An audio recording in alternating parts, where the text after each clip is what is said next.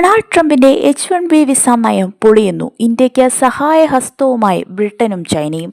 വിദഗ്ധ തൊഴിലാളികൾക്കായുള്ള വിസയായ H-1B വിസയുടെ fees $88 ലക്ഷം രൂപയാക്കി ഉയർത്തിയ സാഹചര്യത്തിൽ ആഗോള പ്രതിഭകളെ ആകർഷിക്കാൻ ബ്രിട്ടനും ചൈനയും എത്തുകയാണ്.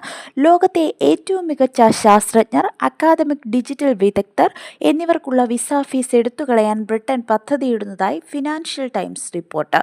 ആഗോള പ്രതിഭകളുടെ കേന്ദ്രമായി ബ്രിട്ടനെ മാറ്റുകയാണ് ഇതിന്റെ ലക്ഷ്യം. ലോകത്തെ ഏറ്റവും മികച്ച 5 സർവകലാശാലകളിൽ പഠിച്ചവരോ അല്ലെങ്കിൽ കീർത്തികേട്ട സമ്മാനങ്ങൾ കരസ്ഥമാക്കിയവരോ ആയവർക്ക് വിസ ഫീസ് ഒഴിവാക്കാനാണ് ആലോചിക്കുന്നത്. ഇതു സംബന്ധിച്ച തീരുമാനമെടുക്കാനായി ബ്രിട്ടീഷ് പ്രധാനമന്ത്രി കെയർ സ്റ്റാർമർ ആഗോള പ്രതിഭാ കർമ്മസേനയുണ്ടാക്കിയെന്ന് റിപ്പോർട്ടുണ്ട്. ബിസിനസ് കാര്യങ്ങളിലെ സ്റ്റാർമറുടെ ഉപദേശകൻ വരുൺ ചന്ദ്രയും ശാസ്ത്രമന്ത്രി പാട്രിക് വാലൻസ് പ്രഭുവുമാണ് സമിതിയുടെ അധ്യക്ഷർ.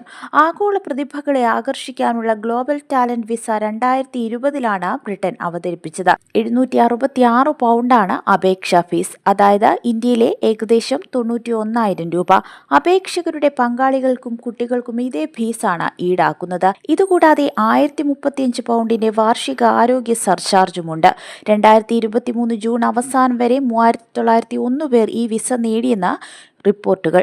അതിനിടെ യുഎസിന്റെ വിസ ഫീസ് വർധനയെക്കുറിച്ച് അഭിപ്രായം പറയാൻ മടിച്ച ചൈന ലോകത്തെ പ്രൊഫഷനുകളെ അവിടെ ജോലി ചെയ്യാൻ ക്ഷണിച്ചു.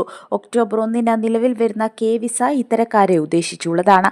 ചെറുപ്പക്കാരായ ശാസ്ത്ര സാങ്കേതിക പ്രതിഭകൾക്ക് കെ വിസ ലഭിക്കും.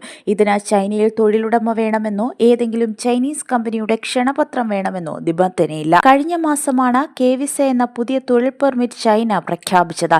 ഇതു സംബന്ധിച്ച നിയമത്തിൽ പ്രധാനമന്ത്രി ലീ ചിയാങ് ഒപ്പുവെച്ചു.